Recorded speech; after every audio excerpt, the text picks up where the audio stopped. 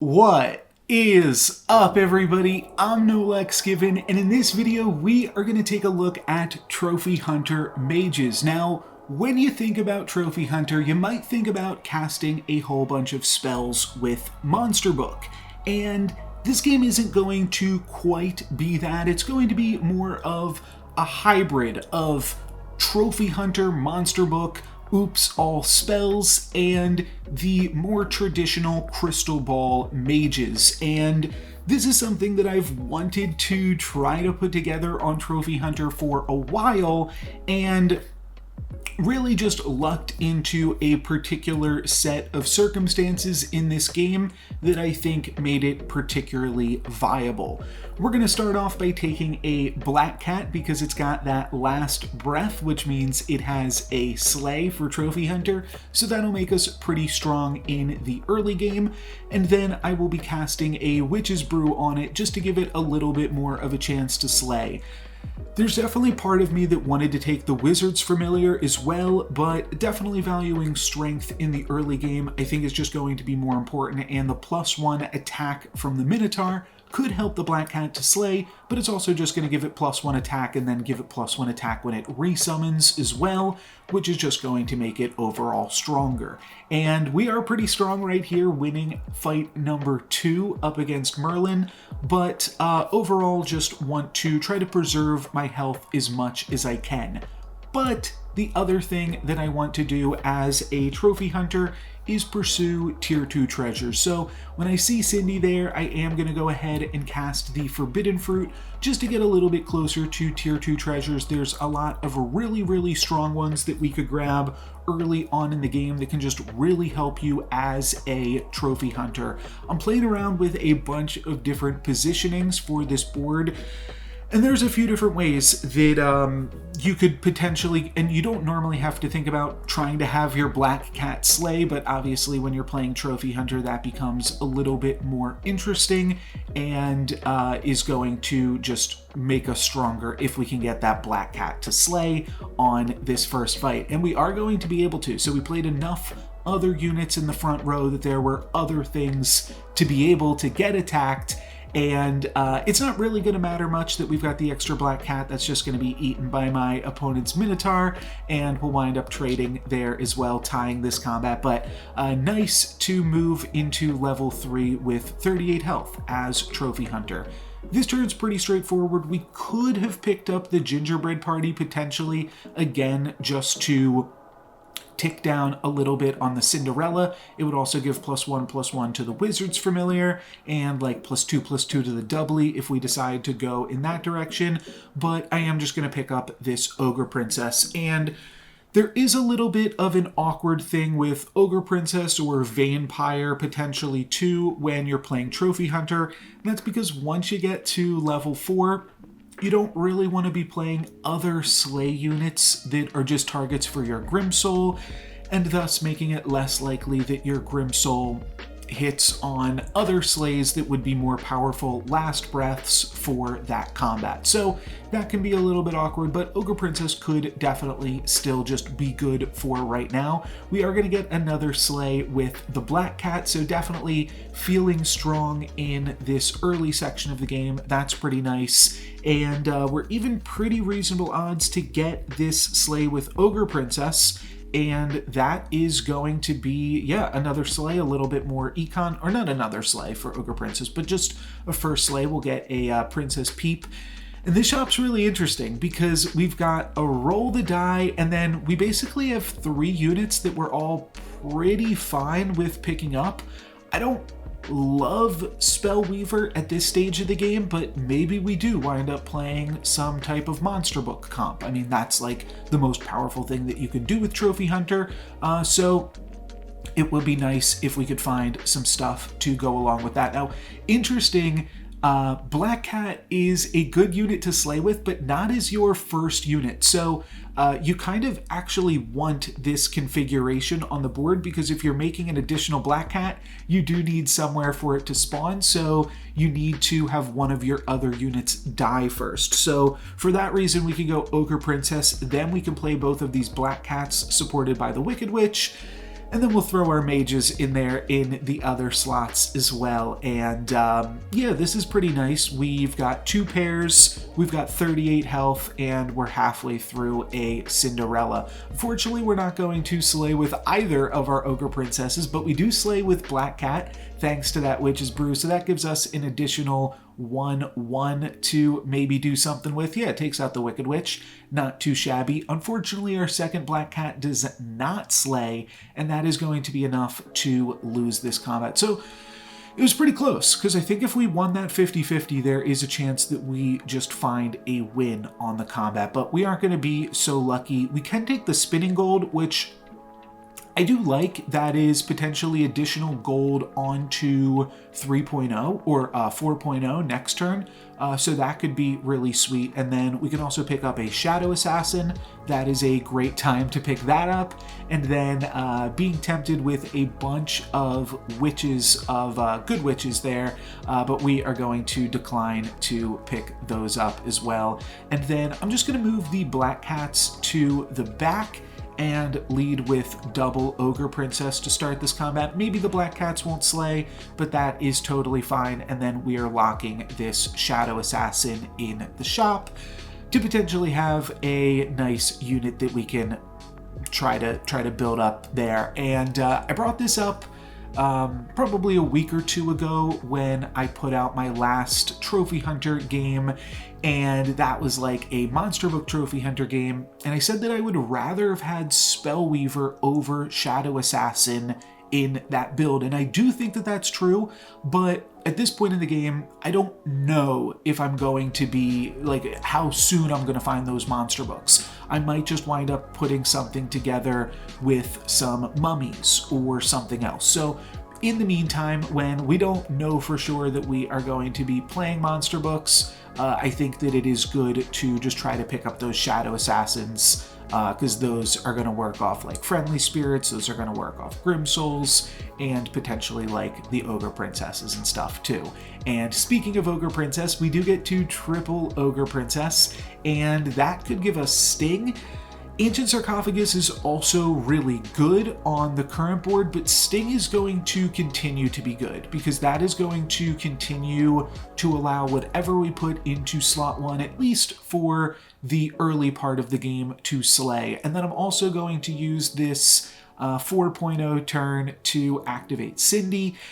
And I'll just grab a spinning wheel. None of those treasures are super exciting, super impactful. I could also just sell Cindy there and pick up the golden chicken, but I decide to roll, and we roll into Grim Soul, so that's pretty sweet. We will need to find some other unit to potentially activate Grim Soul on, but for right now, we've got the Ogre Princess, and that is going to be nice enough. I could also sell 4 things. I could sell both Black Cats and the Cindy and probably the Wicked Witch, and then just put in the Grim Soul from there, but I am going to decline to do that. It would let me play a full board, right?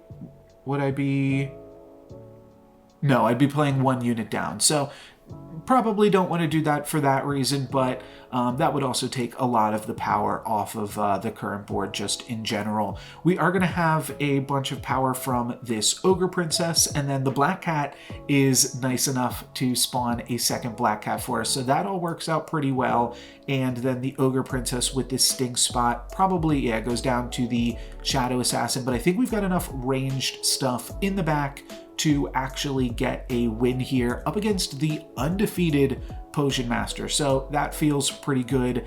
Interestingly, could go for a True Love's Kiss here, but I'm just gonna roll and try to find some 4-cost units. On Trophy Hunter, your game is made up by the 4-cost units at the moment. It's the Monster Books, the Grim Souls, the I just said it, Friendly Spirit, and the only 5 drops that you really want are basically Baba Yaga, so it's not super important to make sure that you're like grabbing 5 drops early or anything like that.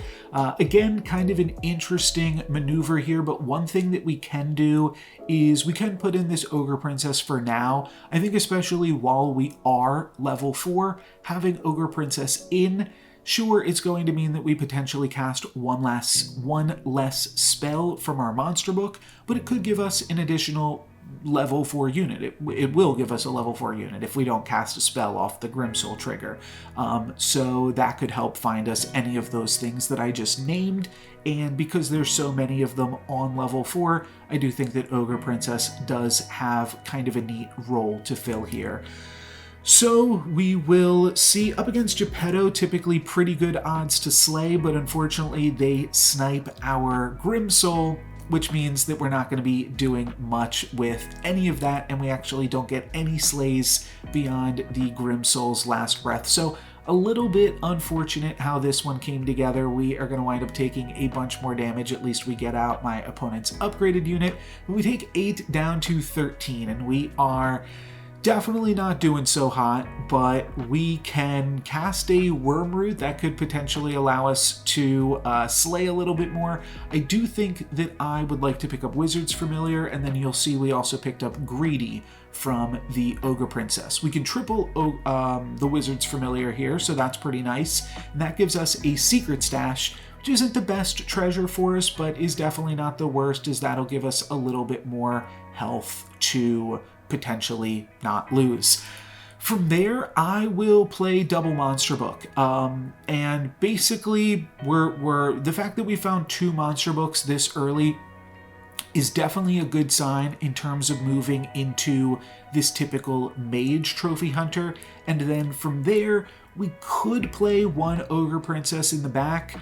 We could also try to purchase this mummy, but I just want to make sure that all the Grimsoul hits hit on these monster books. So I am just going to roll 1 more time, and the main reason for that is I want to, while we're still on level 4, try to get in 1 more roll, because there are more things that we can do on level 4 than we could do otherwise. I'm also going to cast this Luna's Grace on the Grimsoul, just to give it a little bit more of a possibility to slay and sell the Ogre Princess to do so. We could have played the Ogre Princess on this last turn, just like backlined it or something, especially because we are up against a Merlin, but I don't want to count this Merlin out. They could definitely be strong, and looks like that Lightning Dragon would have just potentially traded for it anyways. So Luna's Grace is not enough to have us take down Happy Little Tree, but we will be able to get in with this monster book and cast some more spells, which is nice. That finishes off the Happy Little Tree, and then just gives our mages elsewhere a little bit more stats overall. That's not going to be enough to win, but it is going to be enough to get a tie. Maybe I would have rather lost so that we cracked open the Secret Stash, because I was planning on picking up the Black Cat on this turn. But the Black Cat doesn't give us anything. I was hoping for monster book. What is that treasure called? The Book of Monsters? Something like that. Or potentially Hermes boots, or bounty board. Those are like the main treasures that you're looking for. But we'll combine our monster books and be able to pick up a forking rod, which is pretty sweet. So now whenever we cast a cheap spell, we'll be able to double cast it, or whenever we purchase one. It won't work when we just cast them due to monster book. And we also see a bunch of XP in all of these shops. And also weirdly, we don't really have anything else to do, though we will be able to roll and then I guess just pick up this Stone Skin, which does get a double cast, so that is going to provide some nice stats to Wizard's Familiar, and then also this Spellweaver. But I don't want to put in this Black Cat because I don't want the Grimsoul to land on that, so that part is a little bit awkward. I just wind up throwing another Shadow Assassin in the front, and the main reason for that is that gives the Grimsoul a higher chance to slay, just like it did earlier on in the game, playing more units in the front so that way your first unit doesn't get attacked into. Fortunately, our monster book gets attacked into, which is just as bad, and we do wind up losing this fight, but we've got the Secret Stash to make use of. So we do have Baba Yaga here, and we also have the possibility to pick up another monster book, so I'm going to go ahead and do that this turn, but I'm also a little bit afraid after what just happened that I kind of want to play my monster book in the back row, especially because I only have one upgraded monster book that I kind of want to make sure that I am protecting it. It's a little bit awkward, but we'll see what we can do. And right before this combat starts, I get an idea. We're playing up against Wonderwaddle, and Wonderwaddle probably has some mages for us to steal, and we have the option of forking rodding this kidnap. So we are going to be able to steal 2 copies of whatever unit we first kill off of this Wonderwaddle. Let's hope it's something good. Fingers crossed here, but hopefully they put together something nice before they died for us to steal, and that is going to be an upgraded Wizard's Familiar. We're going to steal 2 copies of it, and then we are going to cast a bunch of spells. So that is really good. We also had the option to pick up a monster book and potentially like a stag or something else that wasn't that great, but that's me just noticing that I am going to pick up 2 Wizard's Familiars. So that's really good news, and that makes us really, really strong. Kind of a weird set of circumstances for this game, but now we can play 2 upgraded Wizard's Familiars and just have a really strong board. Now, it is going to be awkward because we can't fit it all. So we've got to come up with some ideas here. We could take Shadow Assassin triple. That's good, just at least look for the treasure, and Bad Moon is of course the first treasure that you always think about when you think Trophy Hunter, because we can get a bunch of stats out of that. But if our plan is to go mages, we don't really need the Bad Moon. And the reason for that is Monster Book, sure, it would be nice to have some more stats so that way it's more likely to slay, but more stats won't actually give it the ability to do anything more powerful, as opposed to more stats on Mummy or on Friendly Spirit. So I wind up taking Crystal Ball, and we're going to do something a little bit funky with this game. Now when we have the opportunity to pick up a second Grim Soul, I want to put these things in front of the Baba Yaga, and I guess I do that for this combat. Okay, no, I do wind up switching it around here. What I'm thinking is I actually kind of want to just make sure that this upgraded monster book is protected, and our monster book is just going to be that much more protected in the back row. And that's the important thing to realize about what we are doing right now, is that we are pretty weak on the current board, but this is going to give us the possibility to climb our way back into the game. Playing all of these Wizard's Familiars is just a bunch more stats for the current board, and that's super important. You can see that this Fates is actually quite strong, but we're going to be able to do battle with them thanks to all of the spells. We were able to cast 6 spells this combat, actually even more than that at the end, and yeah, just trying to be as strong as we possibly can. We will pick up another Spellweaver, and then I'm also looking for Grim Soul. I don't know if I want to play another monster book, because where could we even put it at the current time? So I'm really just looking for another Grim Soul, and then we wind up finding that, and that is great. We could play Coin of Sharon. That is not the craziest idea in the world either. It would allow us to get a little bit more stats onto our Grim Soul, but I don't know if I want to toss the Sting, and that's the only issue here. So I'm just going to go ahead and skip. Unfortunately, the Aeon is a little bit awkward because the Grim Soul would then trigger on the Aeon half the time, and it is potentially worth going for. I could certainly see a pivot right here. You could sell the monster book plus all of the units on the bench, and then just purchase the Aeon, and then you are just traditional half-ball fork. And that's pretty strong. And you'll even potentially slay with the Grim Soul and get really, really cheap spells. But the important thing to just consider with all of this is I still don't feel like I'm that strong yet, and that's what I'm doing with this whole strategy. We can see that my opponent has an upgraded Good Boy, So it's very good that we just decided to play this combat as strongly as we possibly could, because we are going to be scamming the heck out of them. We actually shrivel on their good boy, so that denies them a bunch of stats, and then we wind up pigamorphing everything in the back row. Unfortunately, we don't get the bear stain, but we now have a ton more stats in the front row as well. And that is going to be enough, just barely, but it is going to be enough to get us a win on this fight. And we won't get a slay with our monster book, but that's fine. We cast enough spells, and that's super important. That's like the whole goal of what we are doing here. We can also cast some spells, though. That's reasonable to just cast the Mix-a-Whizzle, and then also Feeding the Kraken is obviously just free too, and then potentially if we find like a True Love's Kiss or something, we will make use of that. But we're actually gaining some nice gold here with the Forking Rod on all of these Feed the Krakens and then Lucky Coin, so that's all pretty good. And just trying to get as strong as we can. I figure we've got a bunch of coin here, so let's just go ahead and cast some spells and cash this in.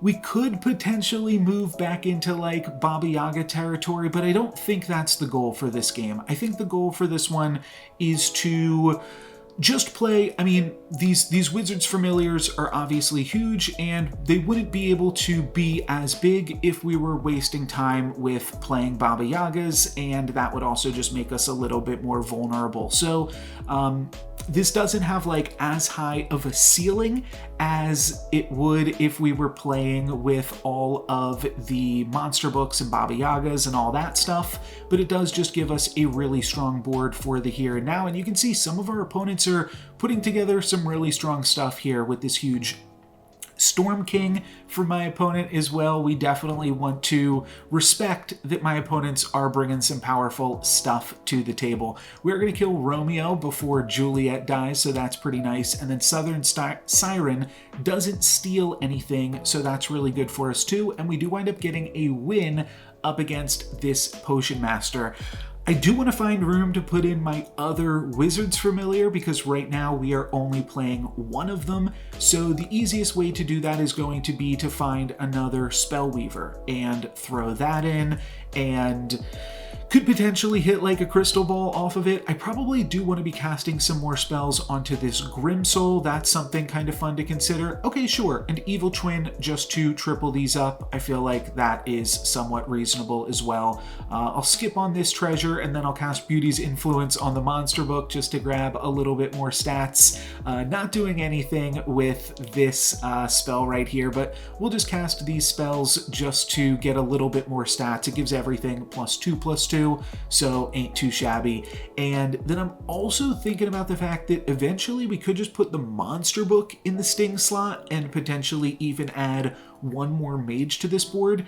And the important thing to realize here is that we are on 6.0, maybe even 6.1 at this point, but we're level 6. That's the point. This game is almost over. There's maybe only 1 or 2 more turns left in this game, and that's why this strategy is also so powerful for us, because it just gave us the strength when we needed it, for when we needed it, and now we might fall off a little bit, but we are still strong enough. Now, if you wanted to make this comp even stronger, the best thing to do would be to look for Hercules and look for more Storm Kings and try to find a 9th book of Merlin, because now that our mages are big enough, if we can give them Last Breath become a monster book, obviously that would be really sweet. We are going to get the Slay there with Grim Soul, which is still plenty of stats and plenty powerful. That is going to cast, well, it's going to be 2 Grim Soul triggers, both of which are 2 triggers on Monster Book, both of which are 2 spells. So it's like 8 spells, right? And that's all that we need. I'm not trying to get super greedy here, just trying to get a little bit more stats on the board and a little bit of scam in action there too. We take out all of my opponent's relevant units, and they're not going to take out any of ours. So that is going to be a win and a kill onto Sharon. And then we're potentially on to the finals. And I think we just played against both this Merlin and this Fates. But we are up against the Fates again. Looks like they tied, but I think we just beat the Merlin, so I'm not feeling super stressed out about this one. We'll just try to get a little bit more stats onto the Grimsoul, I think, because that is going to give us the most chance of slaying. I'm just checking on the fates to see, like, is it even worth it? Is there even a chance that we can slay up against this fates, or are they just way too big? I'm going to wind up feeding my Baba Yaga to the Kraken because it is the only unit that I have, and then I'll cast another Drink Me. Don't want to cast It Was All a Dream. I mean, we could, if we just wanted to get rid of the Grimsoul, but I don't think that's what we want to do. Could I up the Shrivel here?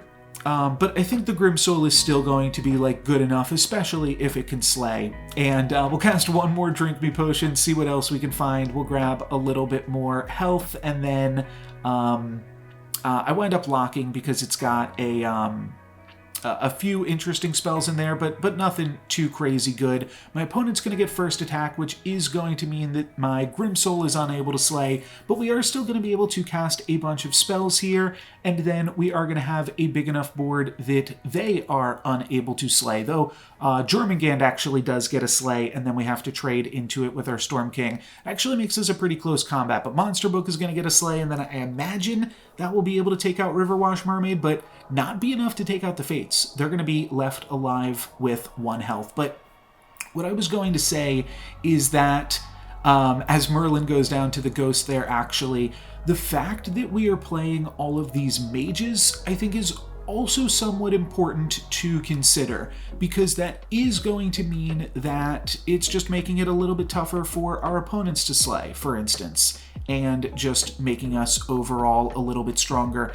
I think I might even wind up... Okay, I don't fully remember, but I feel like there is an interesting play here where we could backline our Grimsoul even too, and it might be something that I go for because the Grimsoul is a little bit of a liability against their Grimsoul. I think they slayed against us last combat, or I don't really quite remember, but either way, our Grimsoul isn't, like, super likely to slay, though casting the spells earlier on does have some upside. It is at least worth looking at this as kind of an interesting maneuver here. Don't really love the Gigantify because we won't be forking it, but when we roll and find another Gigantify, okay, we might as well cast this one. And giving up a little bit of stats here by not having the Grimsoul have Sting on it, but I think just moving this stuff to the back could be good for us. It's just going to give my opponent, like, very little chance to slay, which I think is going to give us more odds to win overall. And let's see, I mean, they are still going to have Grimsoul. That's going to crash in and I think make their Jormungand's pretty big, but then the idea here is that my Storm King can kind of try to trade with some of their other stuff going on, and it's going to work out pretty well for us. Their other Jormungand is going to grow, but our Wizard's Familiar is going to be pretty close in size, and then they are going to attack into our Grimsoul, which is super lucky. It is going to grow their Jormungand, but then it is going to let us cast a bunch of spells, which I think will be enough to let us to win, because we've got this Spellweaver here, and then we get to get in with the Monster Book. We actually tie on this one, assuming that this Monster Book is going to be able to take out their remaining units, and it will. I forgot about that. I forgot that this fight also had a tie in it. So we still have one more fight to try to make some interesting things happen. There is the Hercules, but that's definitely too little too late. And then we find a Mix-a-Wizzle, and I do like this. We can Mix-a-Wizzle one of our Wizard's Familiars and grab a tier 4 unit with a bunch of extra stats on it, and that is going to give us a Medusa, which is also pretty nice. My opponent has had first attack the last 2 combats, but maybe we can get first attack and get in with a Medusa and just take a bunch of the power out of my opponent's board. That would be pretty sweet.